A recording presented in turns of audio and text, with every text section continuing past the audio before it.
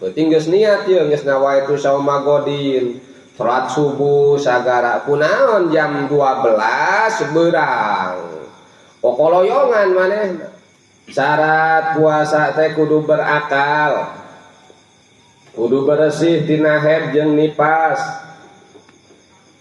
lain anu keur ngalahirkeun jami'an nahari eta teh kudu ulah aya dina sakabehna beurang waktu berpuasa.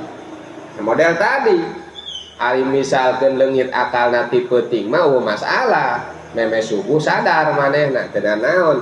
Nah beda jeung jelema peutingna niat nya. Peuting geus niat ye geus nawaitu sauma godin salat subuh sagara kunaon jam 12 beurang kokoloyongan manehna. Kokoloyongan sarangah serengeh sorangan gelo misalkeun batal puasa. Atawa manehna salah belang dahar meureun keur saurna teh ya. Salah ngadahar naon meureun manehna pas waktu sahur pas jam 12 mabok. Leungit akal, tah eta oge batal puasana sanajan can belang dahar nanaon batal tetep. Ya.